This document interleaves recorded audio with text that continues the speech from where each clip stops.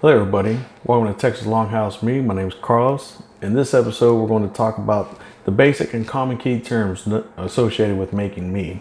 Most of these terms you're going to want to know or need to know when you're asking for advice or information, if you get onto Facebook groups, online forums, stuff like that. First thing that I think is very important is yeast tolerance. What yeast tolerance is the limit at which your yeast that you're using will ferment to. For example, Lalvin D47 has a yeast tolerance of 14%. So that means once your mead ferments to 14%, theoretically it should stop. Now this isn't always the case. There is a plus minus 2 with almost every yeast strain on average. So what that means is with Lalvin D47 having a yeast tolerance of 14%, that means that the fermentation could stop at 12% or it could stop at 16%. There are very few rare occurrences where a yeast tolerance will go above what it actually says, and it can be a good thing, bad thing, depending on what you're wanting to do. From there, the next common term is must, M-U-S-T.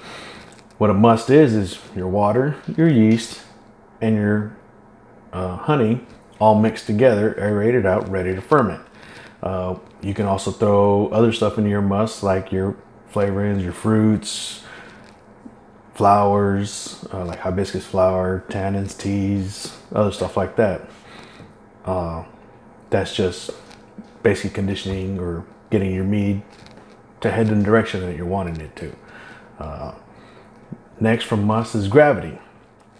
As you're making your mead, you want to keep track of your gravity. You want to get a starting gravity and periodically check your gravity, as we'll get into here in a little bit as to why. And then you want to have a final gravity. What your gravity is going to tell you from the start is your potential alcohol by volume. And your gravity, what it measures is the amount of fermentable sugars that is in the must. And then from there, you'll have a final gravity, which you take your starting gravity, your final gravity, simple math, will tell you what your end alcohol by volume is. The reason I say you want to keep track of it is because you'll get to a point where it's known as a 1/3 sugar break. And this is needed if you are adding yeast nutrients to your mead. I do it. I've done it both ways. I've had better results with adding yeast nutrient, but if you're adding, fruits, teas, flowers, stuff like that into your mead, then you don't always need yeast nutrients, but it does help. And what yeast nutrients are is Fermate O, Fermate K. There's a couple other ones out there, but I primarily use Fermate O, and it's called a tailored organic staggered nutrient addition. That's where you're adding the yeast nutrients in at certain points of the fermentation process. It's usually 24, 48, 72, and the 1/3 sugar break. 1/3 sugar break is where the mead has fermented 1/3 of the sugar, and that's where you add your final yeast nutrients and let it finish fermenting out without having to mess with it again. From there, you have, as the mead ferments, you look at the bottom of the carboy, you see what's known as a lees. This is the yeast that flocculates or clumps together and settles at the bottom of the carboy. This is not dead yeast, as a lot of people will try to tell you. This is actually still very active yeast. You can actually collect it from the mead, as long as you keep it cool and in a secured container. You can actually use it for other batches.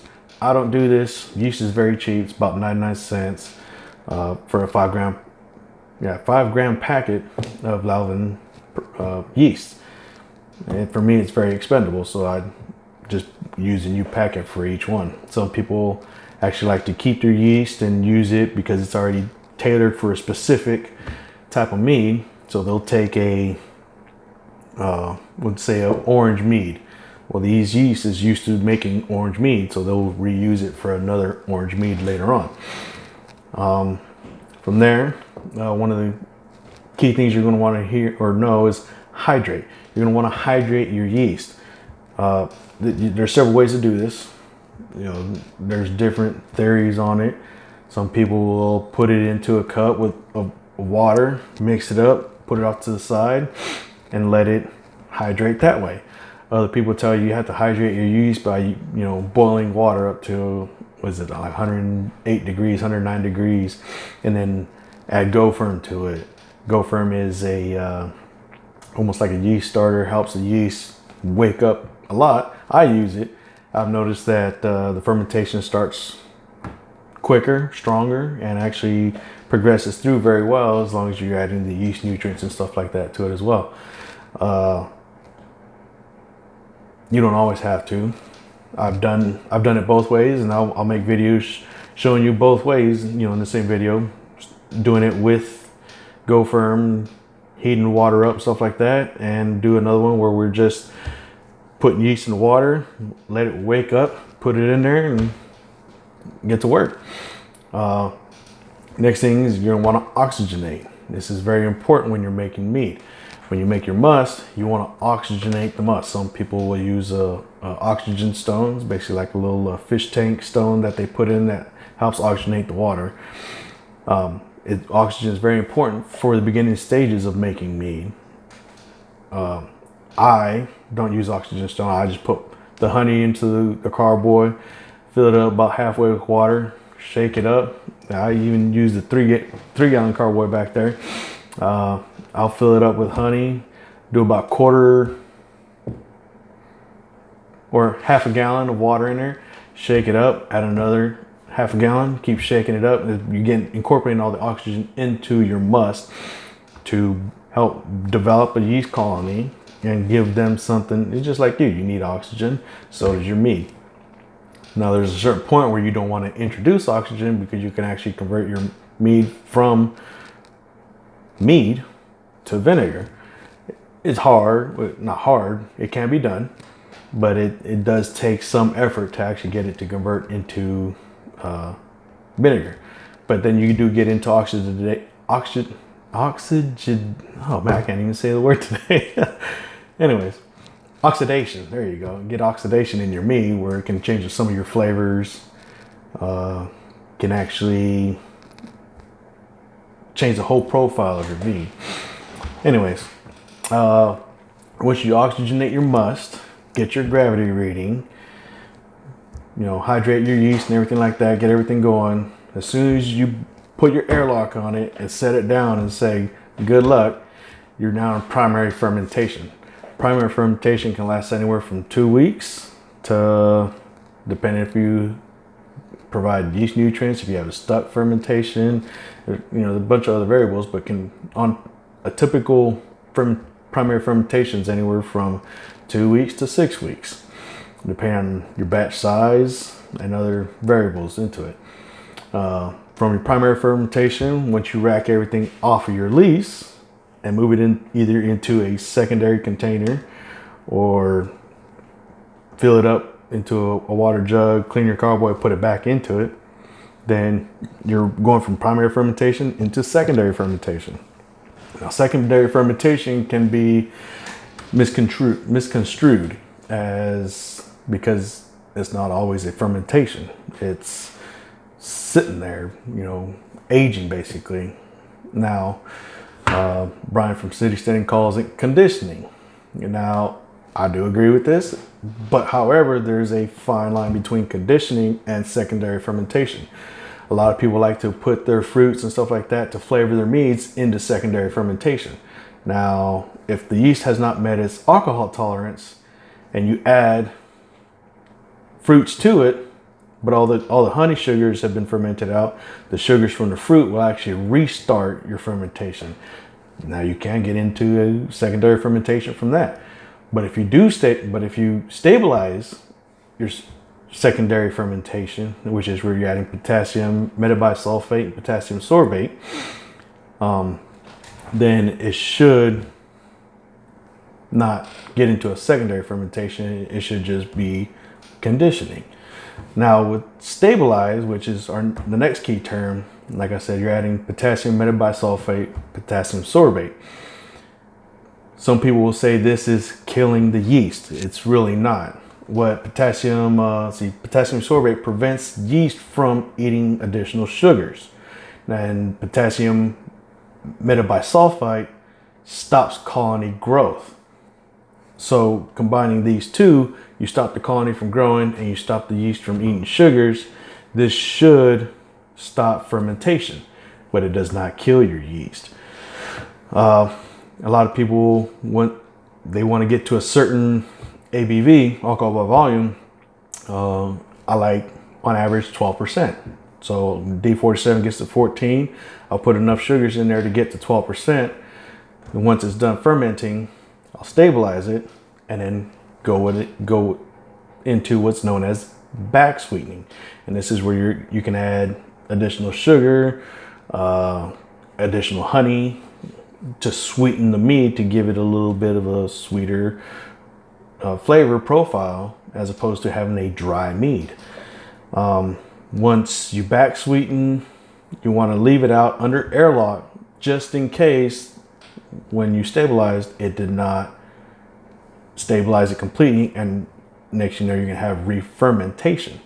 If your mead starts to re-ferment and you have it under cap or a stopper or something like that, you can either blow the stopper out, or if it's capped, you can actually create what's known as a bottle bomb. It's basically the carboy explodes, basically. Depending on how aggressive the fermentation is the carboy can just crack apart and then break apart right there, or it can actually blow out several feet, which can be very dangerous. So once you stabilize and back sweeten, and then, or if you add stuff in your secondary fermentation conditioning, then you want to get all the sediment, stuff like that. You want everything to flocculate out so that way you get a nice clear mead. Some people are very hardcore about having clear mead. Now this is more of a you taste with your eyes type thing. So if it's cloudy, you're gonna expect some weird flavors and stuff like that. This isn't always the case. Like I had made a pineapple one the other day, and to me, pineapple is cloudy.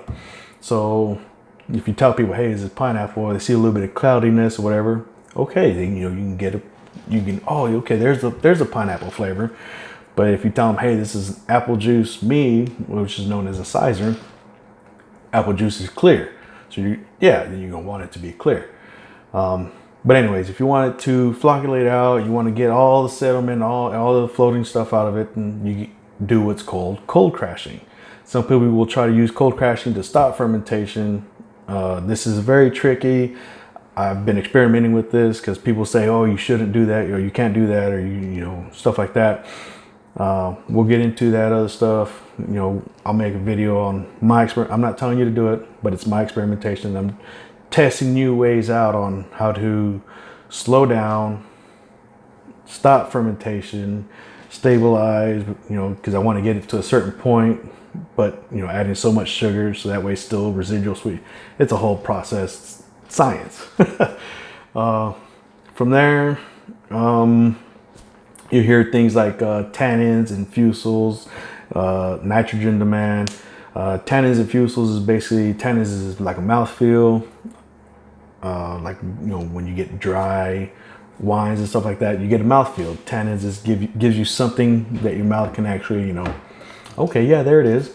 Fusels is basically bad smells from like stress yeast. Some people say like rough alcohol is fusels and stuff like that. But basically these are, like I said, these are just basic concepts that you should know. Anyways, right now that's all I got. Thank you for watching the video. Hit the subscribe, come over to the Facebook page, Texas Longhouse Mead, join the group, and yeah, we'll go from there. Thanks for watching.